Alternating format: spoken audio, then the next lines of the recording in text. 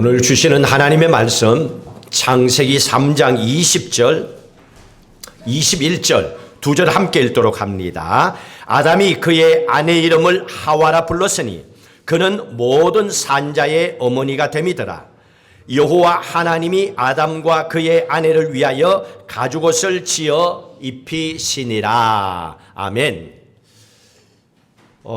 책 한 권을 여러분들에게 소개하고 싶은데 이어령 80년 생각, 이어령 씨가 지은 책입니다. 이어령 80년 생각 하는 책이 있는데 이분은 1988년도에 서울 올림픽 때 개회식, 폐회식을 모든 걸 총괄하고 기획했던 분입니다. 보통 올림픽 그러면 각 나라들마다 자기들 나라가 가진 어떤 위엄이나 나라의 위상을 드러내기 위해서 최선의 것을 만들어서 전 세계에 보여주려고 합니다. 그런데 유독히 88 올림픽 때에는 이어령 씨는 달리 무언가를 표현했습니다. 침묵이었고 여백을 선택했습니다. 한번 사진을 보여주실까요? 광활하고 넓은 잠실 올림픽 주 경기장에 어린아이 하나가 굴렁쇠를 굴리고 있는 모습을 등장시켰습니다. 이 소년이 화면에 등장하고 약 1분 동안에 잠실 올림픽 주 경기장을 굴렁쇠를 돌리며 뛰어다녔습니다. 세상의 모든 사람들은 이게 무슨 일인가 하고 숨죽이고 1분 동안에 그 장면을 지켜보고 있었고 결국은 많은 사람들이 감동을 받았습니다. 올림픽이 끝나고 나서 많은 기자들이 찾아와서 물었습니다.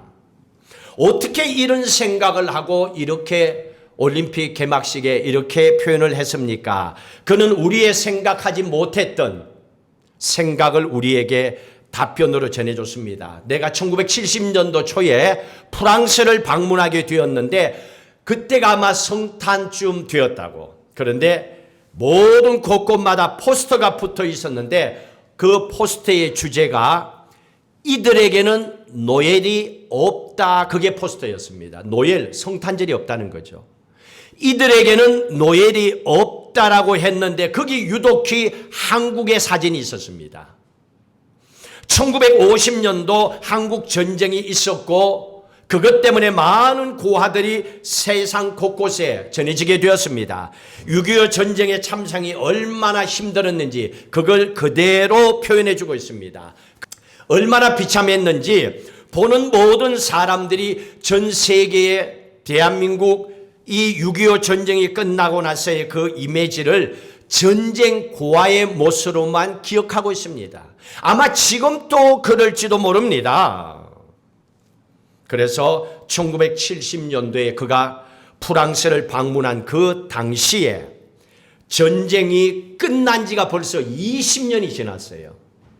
그런데도 불구하고 전 세계인들의 생각 속에는 한국은 가난한 나라다, 전쟁 고아가 넘치는 나라다라고 생각 속에 각인이 되어 있던 거예요. 그걸 발견하게 되었습니다. 그래서 이분은 1988년도 서울 올림픽 때에 이 생각을 깨고 싶은 마음이 있었습니다.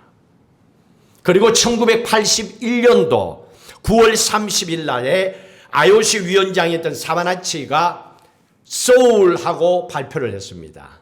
올림픽을 서울에서 한다는 얘기죠. 그날 태어난 아이들을 수소문했습니다.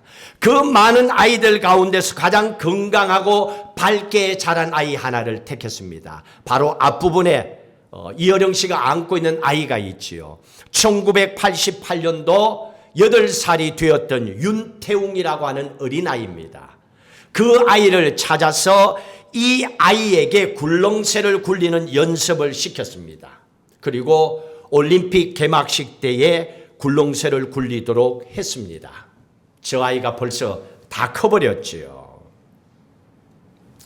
오늘 우리에게 주는 메시지는 희망의 생명만큼 강렬한 것이 또 어디 있겠냐는 겁니다. 말기암 환자들은 자기의 집에 화초를 키우고 꽃을 키운다고 합니다. 그리고 꽃과 화초가 자라난 것을 바라보면서 그 생명이 피어나는 것을 보면서 자신에게도 언젠가는 이 암이 사라지고 새롭게 나는 회복되리라고 하는 이런 희망을 가지고 바라본다고 합니다. 세상 곳곳에 전쟁이 일어납니다. 전쟁 중에 있는 사람들은 전쟁 중에 태어난 아이들을 바라보면서 이렇게 생각한다고 합니다. 다음 세대에는 전쟁이 없고 행복한 세상이 만들어지기를 원한다는 꿈을 다 가진다고 합니다. 사람은 누구나가 절망적인 상황에도 희망을 꿈꾸고 희망을 붙잡고 살기를 다 원하고 있습니다. 오늘 본문의 말씀에 보시면 오늘 읽은 이 말씀 속에서도 아주 절망적인 상황입니다. 그렇지만은 그럼에도 불구하고 희망이 여기 숨겨져 있다는 걸 우리에게 전해주고 계십니다. 하나님이 세상을 창조하셨습니다. 기쁨의 동산 에덴이었죠. 이 에덴을 창조하시고 아담과 하와에게 주셨는데 아담과 하와가 선악과를 먹고 죄짓고 쫓겨나게 됩니다. 여러분, 쫓겨난다는 게 얼마나 절망적입니까? 여러분, 어릴 적에 말 안 들으면 부모님이 뭐라 그래요? 얘기합니까? 너는 나가래. 집 나가래. 너는 꼴도 보기 싫어. 그래서 진짜 나간 사람도 있대요. 그러다가 저녁 때나 들어온 사람도 있대. 나가래요. 여러분, 직장을 다니다가 지금 어떻습니까? 코로나 이후에 수많은 사람들이 세계적인 기업에서 쫓겨납니다. 어떻게 하지를 못하는 거예요. 여러분, 쫓겨난다고 하는 의미가 어떤 건 줄 아세요? 절망적이고 낙심이 그들 속에 가득합니다. 그러나 낙심만이 아닙니다. 절망만이 아닙니다. 그 속에는 희망이 숨겨져 있었습니다. 그 희망이라고 하는 것은 인간이 만든 것이 아닙니다. 인간은 사람을 택하여 설 수도 있고 버릴 수도 있고 쫓아보낼 수도 있지만은 희망이라고 하는 것은 절망적인 가운데 있는 사람에게 소망을 준다는 것은 하나님이 주시는 것이요, 그 희망을 사람들이 붙잡는 겁니다. 이 희망을 우리에게 얘기하고 있습니다. 사랑하는 성도 여러분, 오늘 이 말씀을 통해서 여러분들도 인생을 살아왔고 살아가고 있습니다. 우리의 인생이 아무리 힘들고 절망적인 상황이 있다 하더라도 그 안에서 희망을 가지고 일어나십시오. 그리고 기도하십시오. 그런 믿음의 사람으로 승리하셔서 하나님의 자녀로 하나님께 영광 돌리는 삶을 사시기를 주의 이름으로 축복합니다. 오늘 말씀에 보십시오. 20절에 아담이 그의 아내 이름을 하와라고 했다고 합니다. 하와, 모든 산자의 어머니, 이런 뜻입니다. 또 다른 말로 하면 생명을 이어갈 사람, 생명을 이어가라 하는 그런 뜻을 갖고 있습니다. 이게 하와입니다. 그런데 여기에 이상한 거는요, 창세기 2장 23절에 보시면 아담이 하와에게 하와라고 부르지 아니하고 뭐라 그랬습니까? 23절 읽을까요? 2장 23절. 아담이 이르되 이는 내 뼈 중에 뼈요 살 중에 살이라. 이것을 남자에게 취하였은즉 여자라 부르리라. 원래는 여자였어요. 여자라고 불렀다니까요. 여자요 이렇게 불렀어요. 그런데 여기서는 보니까 그 여자의 이름을 하와라고 바꾸었습니다. 왜 하필 이때 에덴 동산에서 쫓겨나는 절망적이고 낙심이 가득하는 이때에 하와라고 이름을 바꿨냐는 얘기입니다. 처음에 동물과 식물의 이름을 지을 때에 차라리 처음부터 하와라고 해버리지 왜 이름을 이때 바꿨을까요? 왜 생명이라고 하는 뜻을 가지고 모든 산자의 어머니라고 생명을 이어갈 자라고 이렇게 바꿨을까요? 이유는 분명히 있습니다. 아담과 하와는 하나님과 같이 될 줄 알고 사탄, 뱀, 마귀에게 유혹에 넘어가서 선악과를 먹었습니다. 그리고 죄지은 그들에게 하나님이 찾아오셨습니다. 아담과 하와는 깜짝 놀랐습니다. 지은 죄를 본인이 알거든요. 이제는 죽었구나 생각했습니다. 그런데 하나님께서 그들을 향하여 심판의 메시지와 책망의 메시지를 하십니다. 그런데 이상하게 그 말씀을 들으면서 뭔가 모르게 희망의 끈을 하나 잡을 수가 있었습니다. 하나님께서 우리의 죄를 책망하시지만은 완전히 버린 것은 아니구나. 우리에게 희망의 빛이 한 줄기가 남아있구나 하는 것을 그 심판의 메시지 가운데서 아담과 하와가 찾게 되었습니다. 그게 3장 15절입니다. 3장 15절이 읽습니다. 내가 너로 여자와 원수가 되게 하고 내 후손도 여자의 후손과 원수가 되게 하리니 여자의 후손은 내 머리를 상하게 할 것이요 너는 그의 발꿈치를 상하게 할 것이니라. 여기에서 여자의 후손은 내 머리를 상하게 할 것이다. 여자의 후손이 사탄을 박살내버리고 승리한다는 얘기거든요. 죄를 던지고 유혹하고 아담과 하와를 망가뜨린 그 사탄을 짓밟아 버릴 수 있는 희망의 길을 여기에서 보여주고 계십니다. 자, 이 길을 어떻게 하나님 열어가십니까? 16절이 희망이에요. 16절 같이 읽습니다.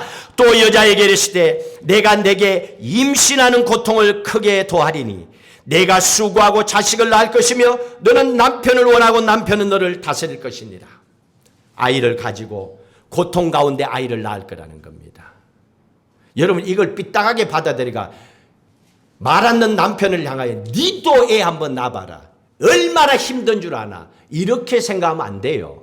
이런 의미로 뭐 여자만 고통당한다는 의미로 주는 것이 아니고 하나님은 여자를 통하여 또 다른 생명을 이어가겠다고 하는 축복의 메시지예요.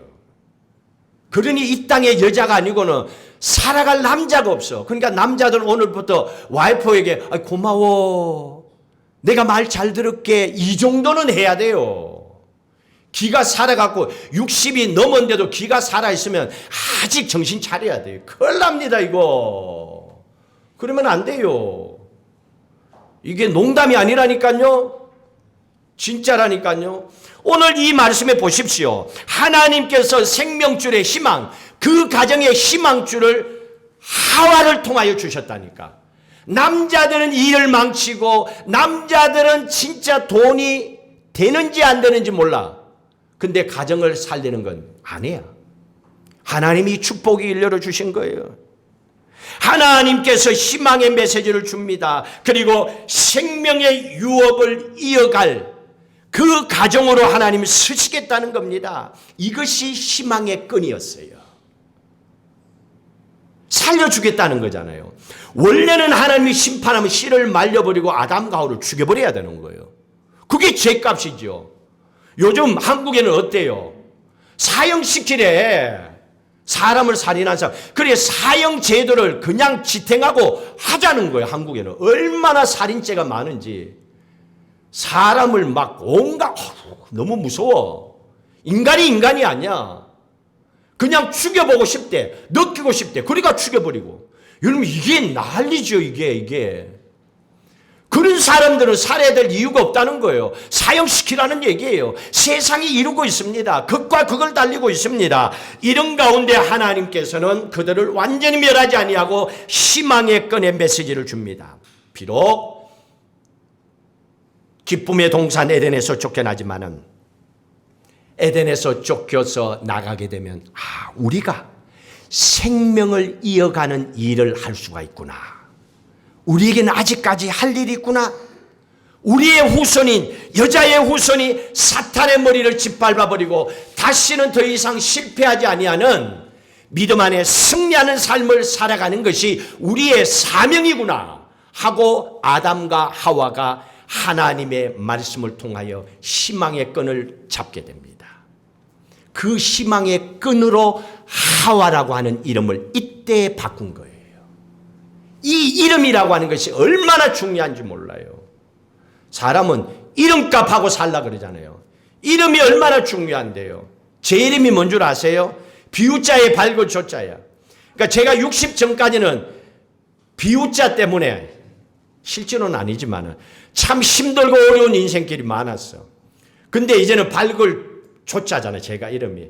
이제 60부터는 이제는 이제 살아봐야 얼마나 산 거보다 더 살겠어요? 앞으로 더 살면 120까지 사는데 여러분들이 웃잖아. 그리 안 살 것 같으니까. 그러니까 그 삶은 이제는 하나님 빛 가운데 살아가라. 이름이라는 것이 참 중요하잖아요. 아이가 태어나면 그 이름 석자를 짓는데 참 애쓰고 기도 많이 하잖아요. 자, 그 징표로 하나님께서는 하와라고 하는 이름을 주셨습니다. 오늘 21절의 말씀에 보시면 하나님께서 아담과 하와를 완전히 멸절시키고 완전히 죽이지 않겠다고 하는 사인으로 이걸 주셨어요. 21절에 있습니다. 여호와 하나님이 아담과 그의 아내를 위하여 무엇을? 가죽옷을 지어 입히시니라. 하나님께서 가죽옷을 선물로 주셨어요. 왜? 하나님 말귀를 알아들었으니까. 하나님께서 너희들을 통하여 앞으로 사탄을 멸망시킬 그 일을 너의 후손을 통하여 내가 행하리라 하고 하나님이 주신 그 사인을 눈치채고 빨리 확 붙잡은 거예요. 그러니 잘했다 하고 하나님께서 축복의 선물로 가죽옷을 지어 입혀주십니다. 가죽옷을 입혔다고 하는 것은 두 가지 영적인 메시지가 있습니다. 첫 번째로 죄는 용서받아야 될 분에게 가서 용서를 받아야 돼요. 인간이 죄 지어놓고 지가 자기를 용서한다? 말이 안 되는 거예요. 그런 일은 없습니다. 아담과 하와가 선악과를 따먹고 나니까 어떻게 됐습니까? 눈이 밝아졌어요. 3장 7절에 있습니다. 이에 그들의 눈이 밝아져 자기들이 벗은 줄을 알고 무화과 나뭇잎을 엮어 치마로 삼았더라. 선악과를 먹고 나니까 눈이 번쩍 떠여가지고 부끄럽고 수치스러움이 뭔지를 인간이 알기 시작한 거예요. 자기가 벗은 걸 알게 되는 거예요. 그러니 부끄러운 것을, 벌거벗은 것을 가리기 위해서 무화과 나뭇잎이 크잖아요. 그걸 치마로 만들어가 입었습니다. 나뭇잎은 어떻게 됩니까? 처음에 딸 때는 싱싱한데 조금 지나면 다 시들어버리고 버려야 되잖아요. 하루에도 몇 번 이걸 반복해야 돼요. 다른 걸로 바꾸고 다른 걸로 바꾸고 안 되는 거예요. 길이 없는 거예요. 몇 차례 반복하면 뭘 의미합니까? 인간이 지은 죄, 내가 지은 죄를 내 스스로 가릴 수 없고 용서할 수 없다는 얘기입니다. 지가 죄를 지어놓고 나는 괜찮아, 나는 용서받아서 그런 일은 없다는 거예요. 중요한 것은 용서해 줄 수 있는 분에게 가서 용서를 받아야 된다는 거. 그들을 용서하시는 하나님께서 가죽옷을 지어 오셨습니다. 여러분, 가죽옷을 만들었다는 게 무슨 말입니까? 가죽은 짐승의 가죽을 얘기합니다. 짐승 한 마리가 죽었다는 얘기잖아요. 짐승 한 마리가 죽으면 어떻게 됩니까? 피를 흘려야지요. 너 하나 죄값 치르기 위해서 짐승 한 마리가 피 흘려 죽었다는 걸 얘기하는 겁니다. 너를 대신하여, 너의 죄값을 대신하여 짐승이 그 대가로 죽고 사람의 부끄러움을 가려줬다는 얘기입니다. 하나님께서는 이때 아담과 하와를 가죽옷을 입히기 위해서 짐승 한 마리를 잡을 때 하나님은 마음에 한 가지를 결심하셨어요. 신약의 말씀을 통하여 보시면 알 수 있습니다.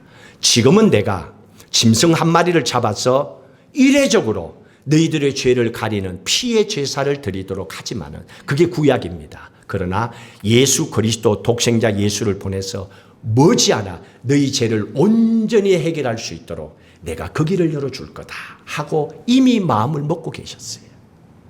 우리 인간들은 돌아서면 죄짓거든. 돌아서면 또 그 짓 하거든요. 이게 뭐 습관적으로 하는 것 같아. 바뀌질 않아. 하나님은 그걸 알거든요. 그러니 한 번에 해결하지 않고는 길이 없는 겁니다.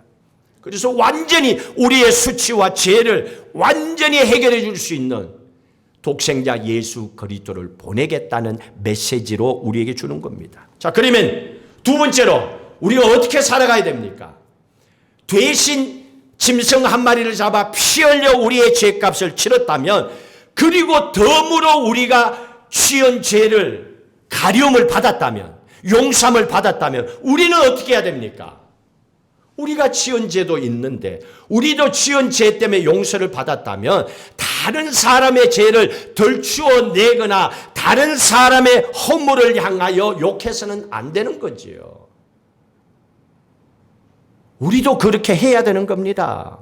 창세기 9장에 보시면 노아의 세 아들들이 나옵니다. 아버지가 홍수 후에 포도농사를 지었습니다. 포도주를 얼마나 마셨는지 몸에 열이 나서 장막 안에서 벌거벗고 자고 있었습니다. 둘째 아들 함이 들어가서 보고 나서는 가족들에게 다 그냥 얘기를 해버리고 떠벌렸습니다. 첫째 아들 셈과 막내 아들 야벳은 옷을 가져다가 뒷걸음질 치며 아버지를 가려 주었습니다.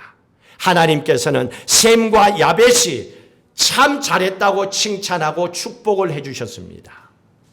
덜 추어낸 사람을 축복한 게 아닙니다.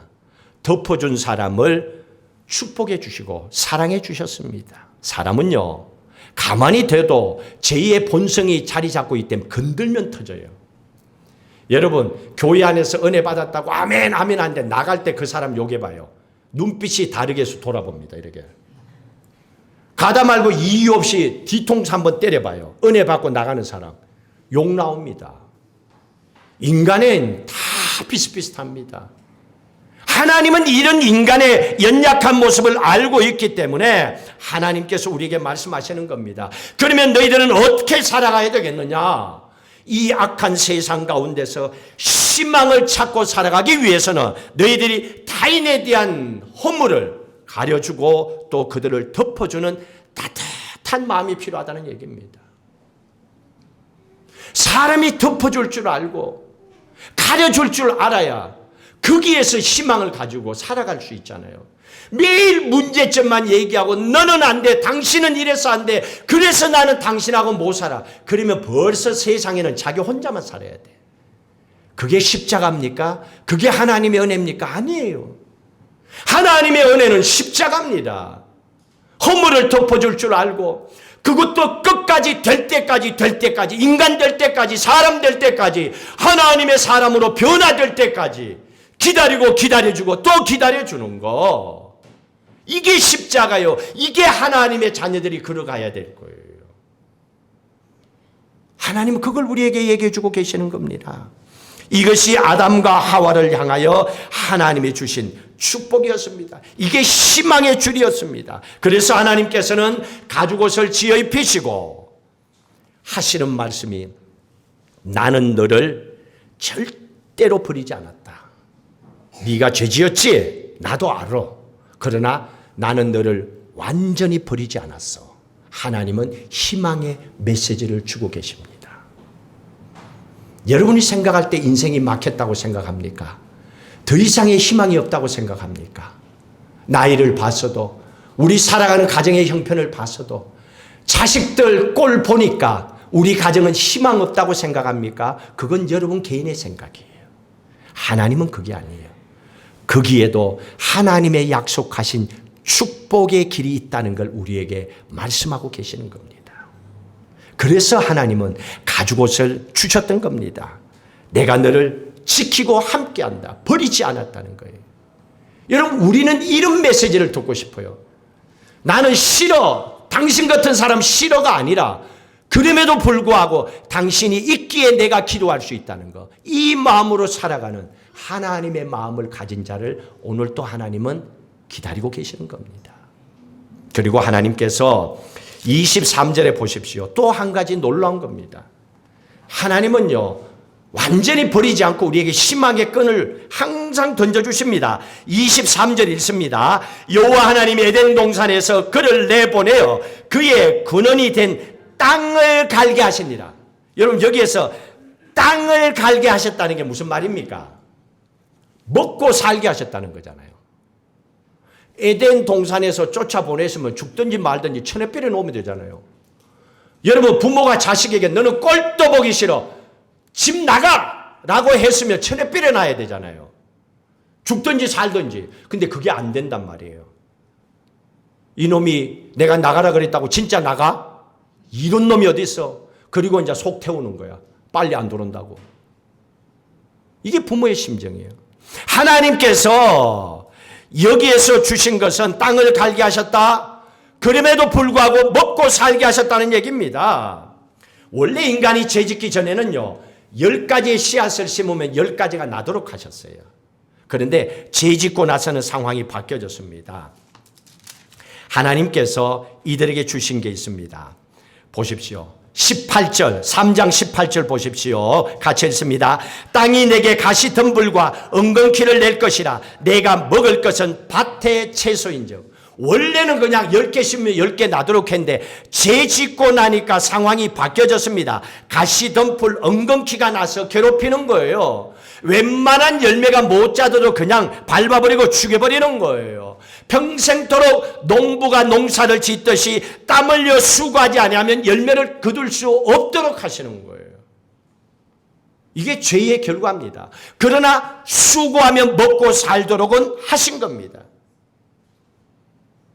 죄 지었음에도 불구하고 먹고 사는 길을 하나님 막지 않았습니다.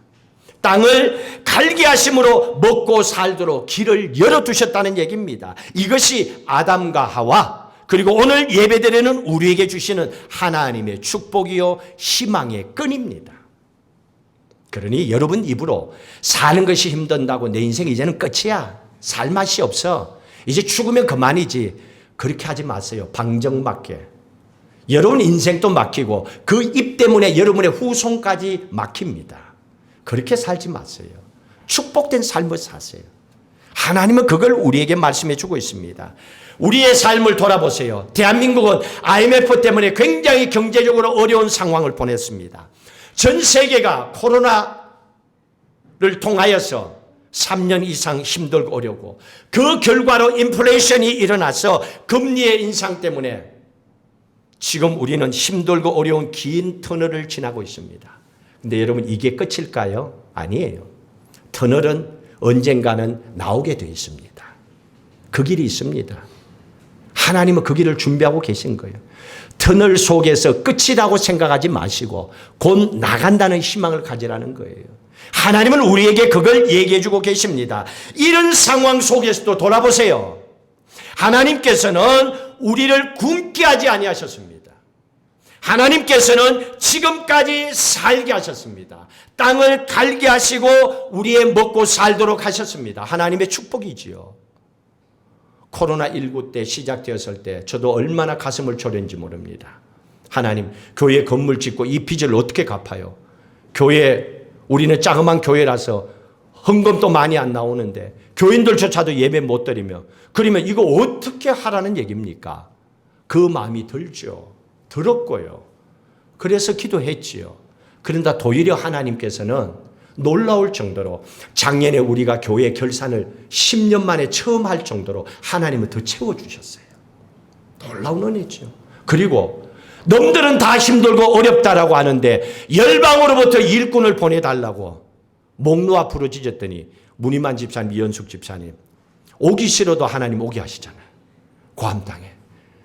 또 우리 정태영 집사님은 누군지도 몰랐는데 집사님을 여기서 만나게 하시고 우리 집사님들을 다 만나게 하셨어요. 놀라운 일이죠. 우리에게 예배 드리도록 하기 위해서 하나님이 놀라운 축복을 주시기 위해서 하나님은 그 힘들고 어려운 가운데서도 우리에게 일터를 주시고 우리에게 사업의 길을 열어주시고 가족이 먹고 살도록 해주셨고 자녀들을 공부시켜 주셔서 지금까지 길러주셨습니다. 이게 하나님의 축복이지요. 이게 내 힘으로 내 능력으로 어떻게 가능한 일입니까? 우리가 금수저도 아닌데 돈이 남아도는 인생을 살아가는 사람들도 아닌데 돌아보면 그게 하나님께서 땅을 갈고 살아가도록 하신 하나님의 축복이죠. 이스라엘 백성들은 아무것도 없이 빈들로 나갔습니다. 430년의 노예 생활하고 빈손으로 광야로 나왔지만은 하나님께서는 광야 40년을 그들과 함께 하셔서 굶기지 아니하시고 입을 옷과 신발 떨어지 아니하도록 하셨습니다. 그 하나님을 믿는다면 우리의 살아오는 인생보다도 앞으로 짧게 남아있는 이 인생 뭘 걱정하며 살려고 합니까? 하나님의 인도하심을 받고 살면 되지요. 기도하라고 하셨으니까 기도하면 되지요. 힘 달라고 구하고 믿음으로 살면 되죠. 그래서 하나님께서 이스라엘 백성들을 광야에서 메추라기와 만나를 주시고 반석에서 물을 내서 먹을 걸 다 해결해 주시잖아요. 먹이시고 입히시고 돌봐주셨잖아요. 이 축복이 오늘 우리가 살아가는 우리 각자의 삶 속에도 그대로 부어주고 계시잖아요. 얼마나 감사합니까? 여러분 코로나 때문에 여러분 집이 망했어요? 한 끼 밥도 못 먹을 정도입니까? 저는 한 끼 밥도 못 먹고 산 적이 있었기 때문에 압니다. 얼마나 힘든지. 그런데다가 이번에 또 마와르 태풍 때문에 여러 가지 힘든 부분은 있지만은 또 경제적인 도움은 또 나름대로 왔어. 미국에서 와서 또 괌에 사는 사람들 또 도와주잖아요. 그것 때문에 일자리가 끊긴 사람들은 또 뭐 몇 개월 동안에 또 신청하면 경제적으로도 도와주겠다고 하고. 하나님께서 우리에게 주신 게 얼마나 많은지 몰라요. 저도 교회가 좀 데미지를 입었어요. 우리 2층 집에도 문쪽 2개 다 나가서 다 갈았어요. 태풍 차터도 달아야 되고 없으니까. 그리고 물 들어간 거 또 뭐 저쪽 물이 새 가지고 공사한 거. 이게 얼마나 그냥 괌이 난리 아니야. 내가 말 안 해도 한국이 보면요. 괌은 이제 다 죽었다고 생각하는가 봐. 그러니까 긍휼함이 커진 거야 이만큼. 막 도와주고 싶은 마음이 커진 거야. 아, 하나님 이때 우리를 위해서 주시는구나. 하나님께서 주셨어요. 그걸 가지고 또 교회를 위해서 복구하는 부분에 또 쓸 수 있도록 합니다. 하나님이 얼마나 감사한지. 하나님 또 필요한 부분을 도와주시잖아요. 하나님께서는 항상 그때마다 하나님께서 준비하신 사람과 어떠한 일을 통하여 우리의 삶의 길을 열어주십니다. 희망이 없는 게 아니에요. 진짜 중요한 것은 희망의 끈을 항상 우리에게 보여주시는 하나님을 붙잡는 거예요. 여러분 이 말씀 한번 볼까요? 고린도전서 10장 13절 말씀. 여러분 힘들고 어려우면 이 말씀을 여러분 삶에 적용을 좀 시키면서 살아가십시오. 저는 평생 이 말씀 붙잡고 살아갑니다. 고린도전서 10장 13절 읽습니다. 사람이 감당할 시험 밖에는 너희가 당한 것이 없나니 오직 하나님은 미쁘사 너희가 감당하지 못할 시험 당함을 허락지 아니하시고 시험 당할 쯤에 또한 피할 길을 내사 너희로 능히 감당하게 하시느니라. 믿으시면 아멘. 보십시오. 감당할 시험 말고는 안 준대요. 첫 번째. 그런데 내가 감당 못해요. 더 힘들어요. 그러면 감당하지 못할 시험 당함을 허락지 아니하신대요. 하나님은 아예 처음부터 막아주세요. 그리고 만약에 그렇다면 피할 길을 열어주셔서 이기도록 해주신대요. 그러면 이게 만사형통이죠. 더 어려움이 어디 있습니까? 그래서 희망의 끈을 놓지 말라는 얘기입니다. 어떤 상황 속에서도 부디 간절히 부탁합니다. 포기만 하지 마세요. 스스로 주저앉지만 마십시오.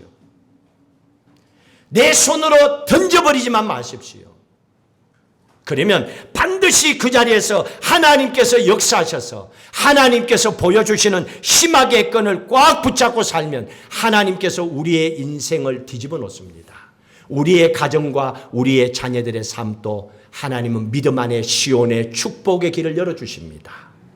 이 약속된 축복을 믿음으로 꽉 붙잡으시고 한 주간 승리하며 사시기를 주의 이름으로 축복합니다. 오늘 주신 찬양을 함께 고백하면서 기도하고 결단하고 올려드리겠습니다. 아침 안개 눈앞 가리듯 나의 약한 믿음 의심 쌓일 때 부드럽게 다가온 주의 음성 아무것도 염려하지 마라. 비출기에 바위 패이듯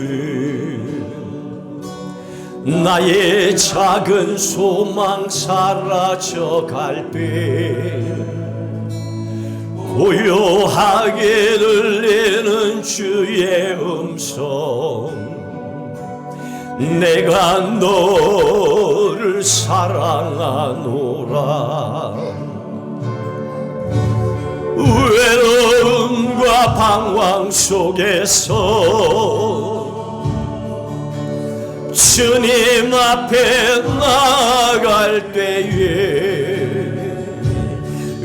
위로하시는 주님 나를 도우사 상한 나의 마음 감싸 주신네 십자가의 보혈로서 주의 크신 사랑 알게 하셨네 주님께 감사하리라 언제나 주님 외로움과 방황 속에서 외로움과 방황 속에서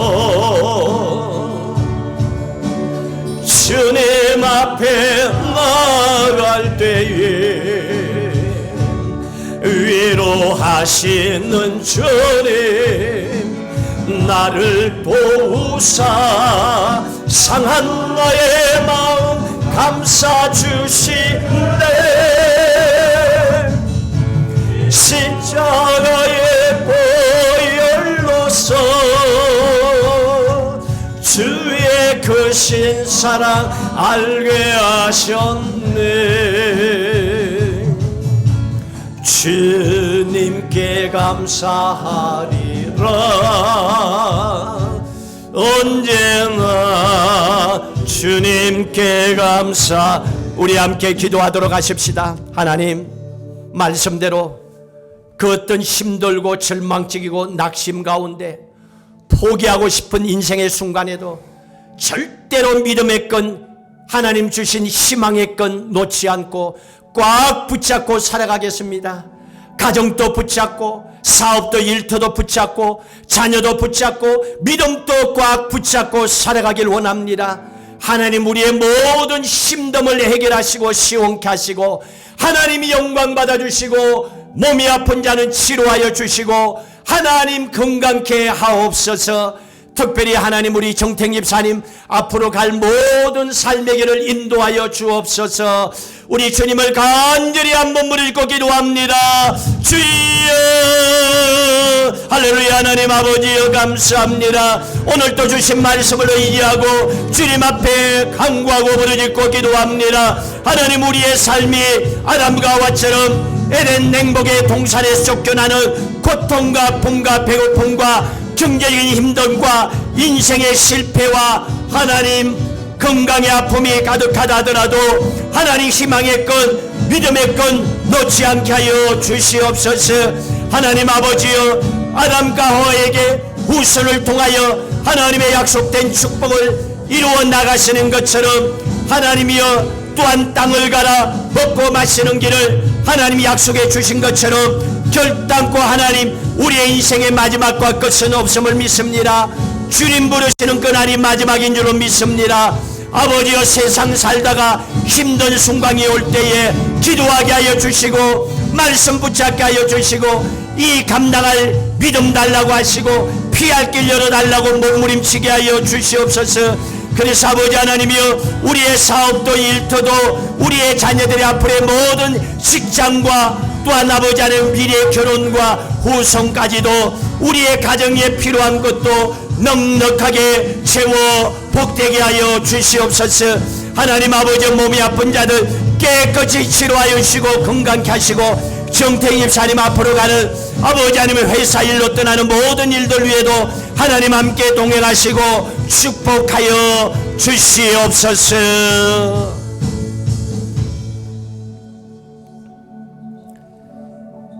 사람들은 힘들 때 얘기합니다. 하늘이 무너져도 솟아날 구멍이 있다고, 포기하지 말라고, 절망하지 말라고, 끝이 아니라고. 그런데 믿는 하나님의 자녀로 날마다 주여 주여 하는 우리는 어떻습니까? 가정의 경제적인 어려우면, 부부간에 어떤 문제가 생기면, 자식의 장래가 원하는 대로 시온의 축복의 길로 살아가지 못하면 벌벌벌 떨면서 하나님 누구의 탓으로 돌리며 사느니 못 사느니 하면서 하나님 기도한다고 하는 예수 믿고 구원받았다고 하는, 천국의 소망을 가지고 살아간다고 하는 크리스찬들의 모습이 여전히 이렇게 남아 있습니다. 하나님은 오늘 우리에게 아담과 하와를 통하여 희망의 메시지를 주셨습니다. 죄가 있음에도 불구하고, 잘못된 선택을 했음에도 불구하고 하나님은 우리의 후손을 통하여 약속된 일을 이루어 나가겠다고 하나님 말씀하셨습니다. 그럼에도 불구하고 땅을 갈아 먹고 살도록 하나님은 축복의 길을 열어주셨습니다. 지금까지 살아온 것도 이런 하나님의 축복이요 은혜인 줄로 믿습니다. 이 감사하는 마음 닫지 않게 하여 주시옵소서. 하나님의 마음을 가지고 하나님, 우리가 태평양 한복판에 괌에 사는 것처럼 넓은 태평양 바다와 같은 그런 마음을 가지게 하여 주셔서 넓은 마음으로 세상을 품고, 가정을 품고, 사업을 품고, 자녀를 품고, 교회를 품고, 내 인생을 품고 기도하게 하여 주시옵소서. 그 기도함을 통하여 우리의 삶에 놀라운 기적 같은 축복이 날마다 열매가 풍성하게 맺혀지게 하여 주시옵소서. 우리가 상상치도 못한 일이 오늘 이 예배를 통하여 우리를 보내신 이 괌 땅에서 하나님 놀라운 역사로 변화가 일어나게 하시고 축복하시고 하나님께 영광을 올려드리게 하옵소서. 하나님 감사합니다. 우리의 가정의 모든 삶이 풀렸습니다. 하나님 감사합니다. 직장이 풀렸습니다. 하나님 감사합니다. 병이 나았습니다. 하나님 감사합니다. 우리의 가족이 기쁨을 회복했습니다. 하나님 감사합니다. 이제는 믿음의 은혜 가운데 찬양하며 살아갑니다. 날마다 감사가 넘치게 하여 주셔서 우리의 삶 그 어느 부분이라 하더라도 못난 모습이 있다면 다듬어 주시고 회복케 하여 주시고 놀라운 축복으로 또한 한 주간 승리하게 하여 주시옵소서. 정태영 집사님 회사 일로 출타합니다. 하나님 긴 시간 계시는 동안에 영육간의 강건함을 도하여 주시고 늘 항상 기도하게 하시고 속히 주 안에서 만나게 하여 주시옵소서. 이제는 우리 주 예수 그리스도의 은혜와 하나님 아버지의 무한하신 사랑하심과 성령님의 인도 교통 충만하심이 그 어떤 상황 속에서라도 하나님의 주신 믿음 안에 희망의 끈을 꽉 붙잡고 살겠다고 결단하는 사랑하는 성도들 위해, 가정과 일터와 사업과 후손들 위해, 넓은 교회의 미래 위해, 섬기는 교회 위해 영원히 함께 하시기를 간절히 축원하옵나이다. 아멘.